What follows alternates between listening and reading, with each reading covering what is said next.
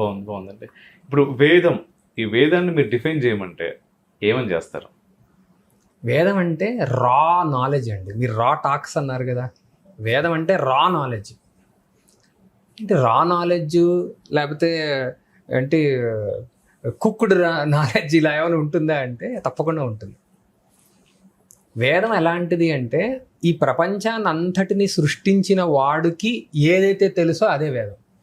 ఈ ప్రపంచాన్ని అంతటిని సృష్టించింది ఎవరు? ఈశ్వరుడు. ఈశ్వరుడికి ఏం తెలుసో మనకు అది ఎలా తెలుస్తుందండి? మనం ఈశ్వరుడు కాదు కదా అని అంటే, భారతదేశంలో ఉన్నటువంటి అభిప్రాయము లేదా అండర్స్టాండింగ్ ఏంటంటే తత్వం అసి, నువ్వు అదే అవుతున్నావు, నువ్వు అది ఒకటే. అది అంటే ఇది ప్రపంచాన్ని సృష్టించింది ఏంటది? పరమాత్మ. నువ్వు పరమాత్మ ఒకటే అని చెప్తున్నావు. మరి నేను ఇప్పుడు దాన్ని అనుభవించట్లేదు కదా అంటే, నాయన నువ్విప్పుడు నీ శరీరంతో, నీ రోల్తో, నీ ఆస్తిపాస్తులతో, నీ కులంతో, నీ గోత్రంతో రిలేట్ అవుతున్నావు కాబట్టి ఇప్పటికి నువ్వు ఒక మనిషిగాను, ఒక పరిమితమైనటువంటి జీవుడుగాను ఉన్నావు. కానీ అత్యుత్కృష్టమైనటువంటి అనుష్ఠాన పద్ధతిలో ఉన్నప్పుడు, సమాధ స్థితిలో ఆ ఈశ్వరుడి యొక్క ఉచ్ఛ్వాస నిశ్వాసల్ని తన ఉచ్ఛ్వాస నిశ్వాసలుగా అనుభవిస్తున్నప్పుడు ఆ ఈశ్వరుడికి ఏమేమైతే తెలుసో అదంతా తనకి తెలుస్తూ ఉంటుంది. అంటే తాను ఇప్పుడు మీరు నన్ను చూస్తున్నట్టుగా, నేను మిమ్మల్ని చూస్తున్నట్టుగా ఆ జ్ఞానాన్ని చూశారు. వాళ్ళనే ద్రష్టలు అని అన్నారు. చూసినవాడు, ద్రష్ట అంటే చూసినవాడు. దేన్ని చూశాడంటే ఆ రా నాలెడ్జ్ని చూశాడు.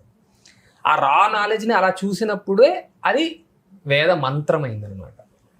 ఒక్కొక్కసారి అది కనిపించడమే కాకుండా వినిపించింది కూడా.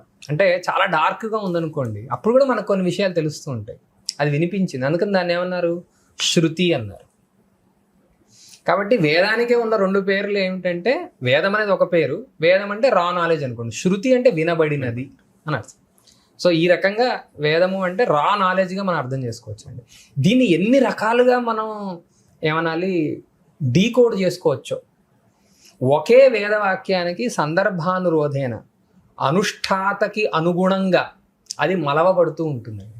ఎందుకంటే ఎప్పటికీ నిలిచిపోయేటటువంటి విజ్ఞానము, ఇప్పుడు వేదము 1920లోనూ అప్లికబులే, రెలవెంటే, ఏమంటే 1960కి రెలవెంటే, 2026కి రెలవెంటే, ఎప్పటికీ రెలవెంటే. అది ఎప్పటికీ రెలవెంట్ అంటే ఏంటి? ఎప్పటికీ అనుసంధానం చేసుకోగలిగినంత విషయం దానిలో ఉంది. అందుకనే దాన్ని రా నాలెడ్జ్ అన్నాం.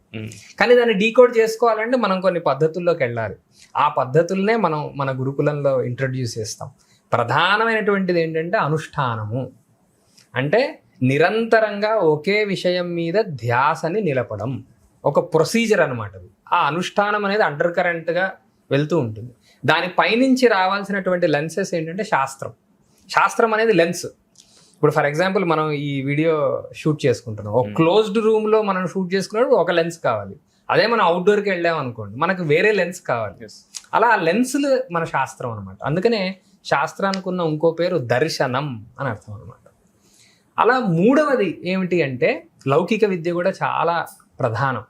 ఎందుకంటే ఈ జ్ఞానము నీ దగ్గరే ఉండిపోతే, వేద రూపంలోనే ఉండిపోతే, శాస్త్ర రూపంలోనే, ఇన్ని పుస్తకాల రూపంలోనే ఉండిపోతే, లోకానికి ఉపయోగపడకపోతే దానికి అనుసంధానం జరగదు.